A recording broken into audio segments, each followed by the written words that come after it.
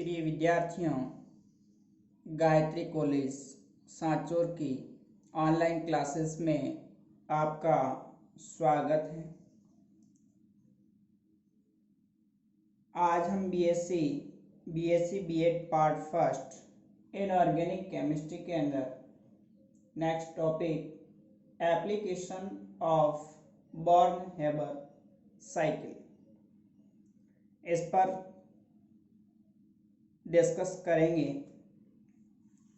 इससे पहले लेक्चरर में हमने बॉर्न-हेबर साइकिल है, इस बेस पर हम किस तरह से जो आयनिक कंपाउंड है उसकी लैटिस एनर्जी जालक ऊर्जा का कैलकुलेशन किया जाता है। तो बॉर्न-हेबर साइकिल के अनुसार जो जालक ऊर्जा होती है वो विभिन्न प्रकार की जो ऊर्जा परिवर्तन होते हैं उन सब के योग के बराबर होती है। दैट मीन्स जो आयनिक यौगिक की हीट ऑफ फॉर्मेशन संभवन उष्मा जो होती है वो कई प्रकार की ऊर्जाओं पर निर्भर करती है। जैसे हमने बात की थी, आयनन विभव है, वियोजन ऊर्जा है, इलेक्ट्रॉन बंधुता है, ऊर्ध्वपातन उष्मा है, जालक ऊर्जा है। इन सभी ऊर्जाओं का जो ऊर्जा परिवर्तन है इस पर डिपेंड करती है। इसके लिए हमने NaCl जो क्रिस्टल्स है, सोडियम क्लोराइड का जो क्रिस्टल है उसके फॉर्मेशन के लिए दो विधियां पढ़ी थी। डायरेक्ट मेथड के अंदर सोडियम मेटल और क्लोरीन गैस को उच्च दाब पर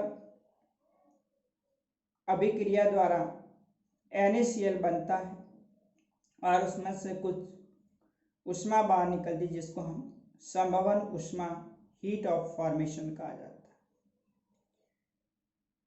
बॉर्न-हेबर साइकिल के अनुसार इसे NaCl क्रिस्टल को स्टेप बाय स्टेप सबसे पहले जो सोडियम मेटल होता है सॉलिड फॉर्म में उसको गैस फॉर्म में परिवर्तित करने के लिए ऊर्ध्वपातन किया जाता है।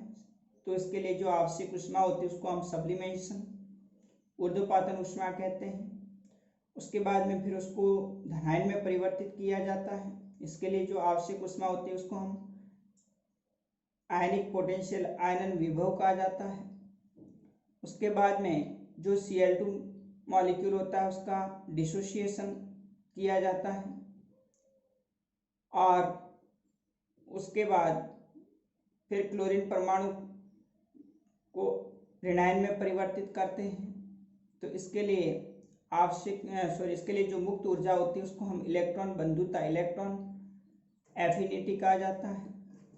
और फिर लास्ट में सोडियम प्लस आयन और क्लोराइड माइनस आयन एक दूसरे के प्रति आकर्षित होकर के क्रिस्टल लैटिस का निर्माण करते हैं। उस समय मुक्त ऊर्जा को हम जालक ऊर्जा कहा जाता है। तो ये जो संभवन उष्मा होती है वो sublimation energy, dissociation energy, ionic potential, electron affinity and जालक ऊर्जा, इन सभी का योग जो होता है उसके इक्वल होती है।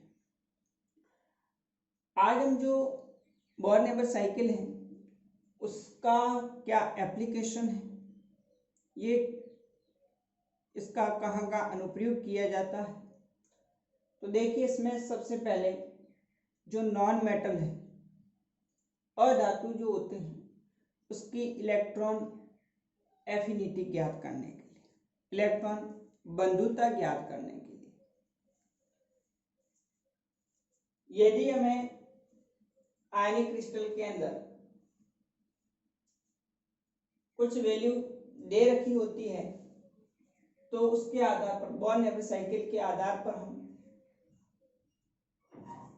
इलेक्ट्रॉन बंधुता का कैलकुलेशन कर सकते हैं। जैसे यहाँ पर एक एग्जाम्पल है, सोडियम आयोडाइड NaI की इलेक्ट्रॉन बंधुता ज्ञात करनी है, तो इसको हम बॉर्न-हेबर साइकिल के आधार पर इलेक्ट्रॉन एफिनिटी ज्ञात कर सकते हैं। जब हमें अदर जो एनर्जी है उष्मा है उसकी वैल्यू दे रखी होती है। तो देखिए यहाँ पर मैंने लिखा है, यदि संभवन उष्मा heat of formation delta HF, ऊर्ध्वपातन उष्मा सब्लिमेशन एनर्जी, आयनन ऊर्जा आयन पोटेंशियल, वियोजन ऊर्जा डिसोसिएशन एनर्जी तथा जालक ऊर्जा लैटिस एनर्जी के मान ज्ञात हो तो अधातु की इलेक्ट्रॉन बंधुता ज्ञात की जा सकती है। यानी डेल्टा HF की वैल्यू दे रखी है, S दे रखा है, IP दे रखा है, D दे रखा है तथा U दे रखा है। तो S कंडीशन में हम जो नॉन मेटल है उसकी इलेक्ट्रॉन एफिनिटी क्या होगी उसका कैलकुलेशन बॉर्न-हेबर साइकिल के आधार पर ज्ञात कर सकते हैं। फॉर एग्जांपल NaI की इलेक्ट्रॉन बंधुता ज्ञात करना है, जिसके लिए सोडियम आयोडाइड की संभवन उष्मा डेल्टा HF दिया हुआ है इक्वल टू 69 किलो कैलोरी प्रति मोल। I2 जो मॉलिक्यूल है उसकी वियोजन ऊर्जा दे रखी है 51 किलो कैलोरी प्रति मोल। सोडियम जो मेटल है इसकी ऊर्ध्वपातन ऊर्जा दे रखी है 26 किलो कैलोरी प्रति मोल और सोडियम की आयनन ऊर्जा IP की वैल्यू दे रखी है 118.5 किलो कैलोरी प्रति मोल तथा सोडियम आयोडाइड की जालक ऊर्जा जो लैटिस एनर्जी है वो दे रखी है 165.4 किलो कैलोरी प्रति मोल। अब हमें इसकी NaI की इलेक्ट्रॉन एफिनिटी इलेक्ट्रॉन बंधुता ज्ञात करना है। तो देखिए जिस प्रकार NaCl आयनिक क्रिस्टल का फॉर्मेशन होता है, वैसे भी जो सोडियम आयोडाइड होता है Na plus half I2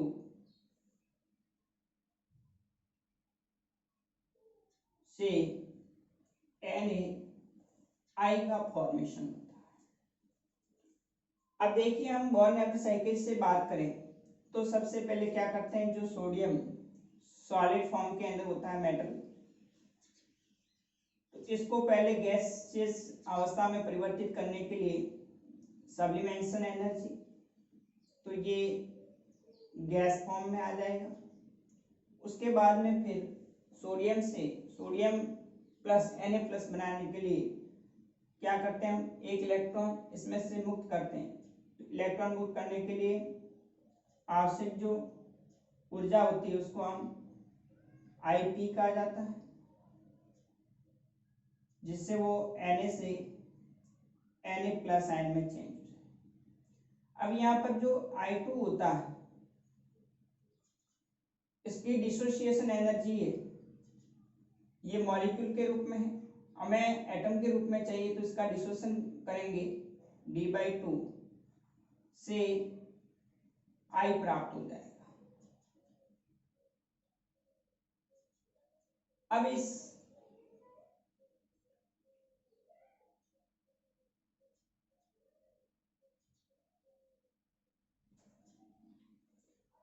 I से हमें I माइनस प्राप्त करने के लिए इलेक्ट्रॉन बंधुता होती है -EA से I माइनस बनता है। उसके बाद में फिर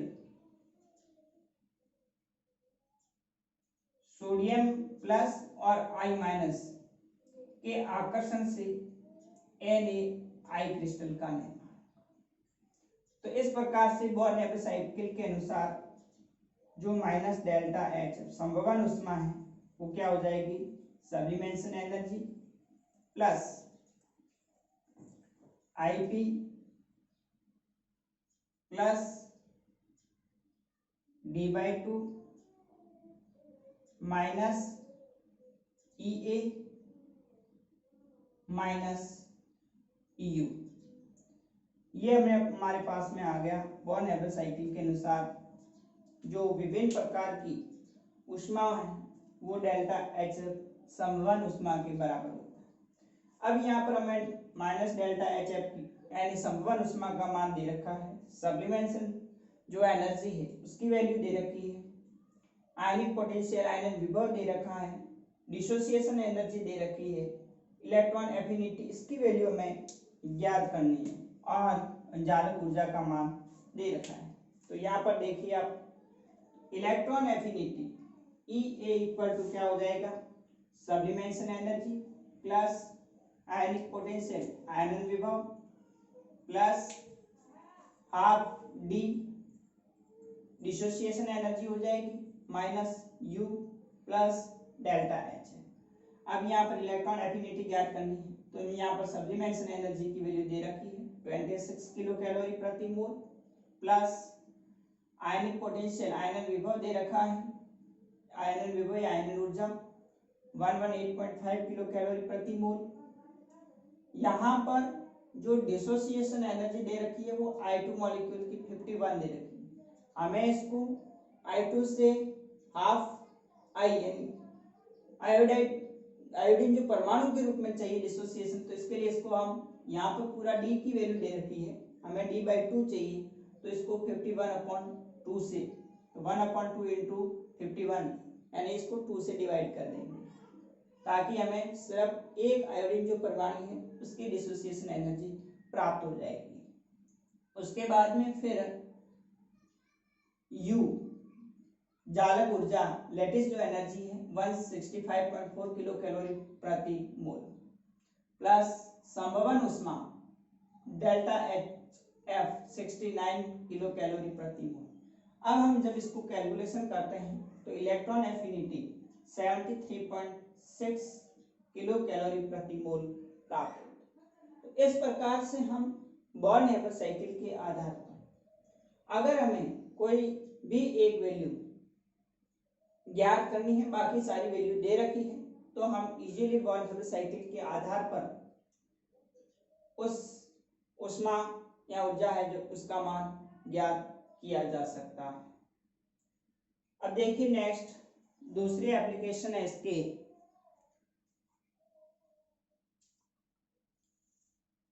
प्रोटॉन बंधुता का निर्धारण करना।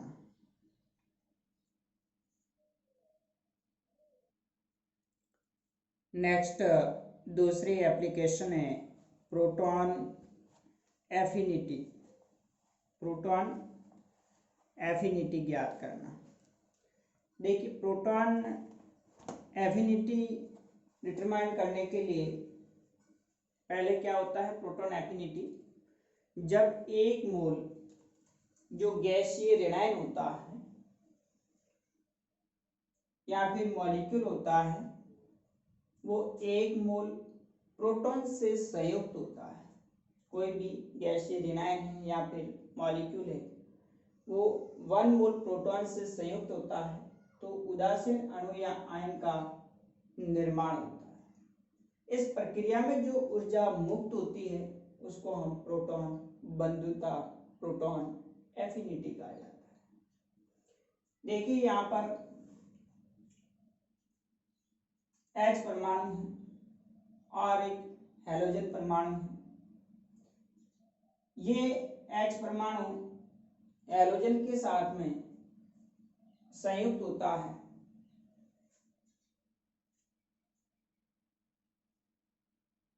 तो इससे जो मुक्त ऊर्जा होती है उसको हम प्रोटॉन एफिनिटी कहा जाता है। तो देखिए सबसे पहले ये जो H है और हैलोजन परमाणु जो कि उदासीन है ये सबसे पहले अपना एक इलेक्ट्रॉन त्याग करके H प्लस आयन बनाएगा। तो H द्वारा इलेक्ट्रॉन त्यागना क्या कहलाता है, उसका आयनन पोटेंशियल आयनन विभव कहलाता है। अब ये H प्लस अपना इलेक्ट्रॉन त्यागेगा प्लस आगे हैलोजन है और ये जब हैलोजन इलेक्ट्रॉन एक्सेप्ट करेगा तो H plus plus X minus बन जाएगा। ये H प्लस और X माइनस इस हैलोजन परमाणु द्वारा प्रोटॉन को एक्सेप्ट करेगा, तो इससे जो मुक्त ऊर्जा होगी जिसको हम प्रोटॉन एफिनिटी कहा जाता है, और क्या करेगा, HX का फॉर्मेशन करेगा। तो यहाँ पर है नियम के अनुसार जो डिसोसिएशन एनर्जी है D equal to IP plus, क्योंकि यहाँ पर H नियम के अनुसार हम देखें तो हाइड्रोजन हैलाइड था, तो पहले इसको डिसोसिएट कर रहे हैं H प्लस प्लस X, अलग अलग हाइड्रोजन परमाणु और हैलोजन परमाणु के अंदर। उसके बाद में फिर उसको हम आयन में परिवर्तित कर रहे हैं, तो IP माइनस हैलोजन परमाणु एक इलेक्ट्रॉन एक्सेप्ट करेगा, तो क्या होगा उसकी इलेक्ट्रॉन एफिनिटी, इलेक्ट्रॉन बंधुता माइनस प्रोटॉन एफिनिटी। तो प्रोटॉन एफिनिटी इक्वल टू क्या हो जाएगा, IP plus D minus EA हो जाएगा, इलेक्ट्रॉन एफिनिटी। अब देखिए यहाँ पर जैसे NH3 प्लस HCl से NH4Cl का फॉर्मेशन हो रहा है, तो इस कंडीशन में जब हम अमोनिया की प्रोटॉन बंधुता को ज्ञात करना है, तो देखिए कैसे ज्ञात करेंगे, बॉर्न हैव साइकिल के आधार पर NH3 प्लस HCl से direct NH4Cl plus delta HF energy वो मुक्त होती है, समवन उष्मा है। अब यहाँ पर सबसे पहले जो HCl मॉलिक्यूल है उसका क्या होगा, डिसोसिएशन होगा hydrogen gas plus Cl gas के अंदर।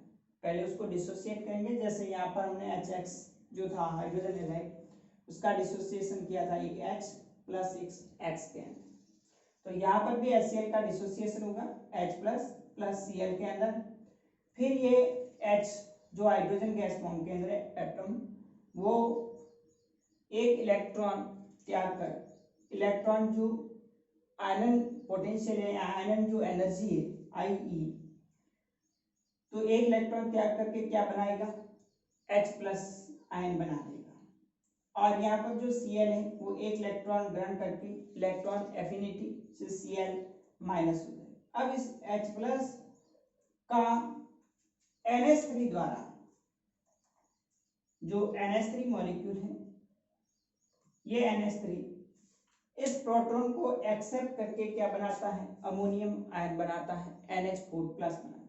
तो इस NH3 द्वारा H प्लस को एक्सेप्ट करने के बाद जो ऊर्जा मुक्त होती है उसको हम प्रोटॉन एफिनिटी कहा जाता है, प्रोटॉन बंधुता कहा जाता है। और ये NH4 प्लस फिर आगे Cl माइनस आयन से आकर्षित होकर के NH4Cl आयन क्रिस्टल का निर्माण करेगा, उससे में जो ऊर्जा मुक्त होगी जिसको हम जालक ऊर्जा कहा जाएगा। तो देखिए यहाँ पर जो डेल्टा HF की वैल्यू है dissociation energy plus IE potential energy minus electron affinity minus proton affinity minus U। यहाँ पर जो मैंने कहा था प्लस और माइनस, माइनस का मतलब ऊर्जा मुक्त होती है तो उसको हम माइनस साइन से, अगर ऊर्जा आवश्यक होती है तो उसको हम प्लस साइन से रिप्रेजेंट करेंगे। तो प्रोटॉन एफिनिटी इक्वल टू क्या हो जाएगा, PA इक्वल टू हो जाएगा डिसोसिएशन एनर्जी प्लस आयनन विभव minus electron affinity minus U plus delta HF। तो इस प्रकार से अगर हमें डिसोसिएशन एनर्जी, आयनन energy, electron affinity, lattice energy और हीट ऑफ फॉर्मेशन दे रखा है, तो हम उसका प्रोटॉन एफिनिटी की वैल्यू ज्ञात कर सकते हैं। तीसरा एप्लीकेशन है इसका आयनिक यौगिकों का अस्तित्व या स्थायित्व ज्ञात करना। जो आयनिक यौगिक होते हैं उसका स्थायित्व या जो अस्तित्व होगा या नहीं होगा, तो देखिए उसका निर्धारण कैसे किया जाता है। तो देखिए किसी भी आयनिक कंपाउंड का अस्तित्व या इसका स्टेबिलिटी है या नहीं, इसका डिसाइड भी बॉर्न-हैबर साइकिल के आधार पर किया जा सकता है। जैसे यहाँ पर बॉर्न-हैबर साइकिल के जो विभिन्न पद की ऊर्जा के आधार पर जो आयनिक यौगिक है उसका अस्तित्व और स्थायित्व को ज्ञात कर सकते हैं। जैसे सोडियम क्लोराइड NaCl बनता है जबकि NaCl2 नहीं। तो एग्जाम में सवाल भी इसी तरह से पूछा जाता है कि NaCl का अस्तित्व संभव है जबकि NaCl2 का नहीं, क्यों? तो इसका कारण यह है कि जो NaCl2 उसकी जो संवहन ऊष्मा होती है वो ऊष्मा शोषी होती है, एंडोथर्मिक होती है। इस कारण से ये इसका जो मान होता है वो जालक ऊर्जा से अधिक होने के कारण NaCl2 का अस्तित्व संभव नहीं है, क्योंकि जब ये ऊष्मा का अवशोषण करेगा तो इस कंडीशन में उसका मान है वो जालक ऊर्जा से अधिक होगा। जब लेटिस एनर्जी से उसकी वैल्यू अधिक है तो फिर NaCl2 बनना पॉसिबल नहीं होता है। NaCl2 की जो संवहन ऊष्मा होती है वो 2554.6 किलो कैलोरी प्रति मोल है, जबकि NaCl की जो संवहन ऊष्मा है वो -98.6 किलो कैलोरी प्रति मोल होती है। तो यहाँ पर देखिए पॉजिटिव साइन का मतलब यहाँ ऊष्मा शोषी अभिक्रिया है, ऊष्मा की कमी है। यहाँ नेगेटिव साइन का मतलब है ऊष्मा मुक्त होती है। इस कारण से NaCl है वो पॉसिबल है उसकी, जबकि NaCl2 की पॉसिबिलिटी नहीं होती है। अब हम नेक्स्ट अगले लेक्चर में जो टॉपिक है सॉल्युबिलिटी ऑफ आयनिक कंपाउंड, आयनिक यौगिक की जो विलेयता है उसके बारे में पढ़ेंगे। Okay, thank you.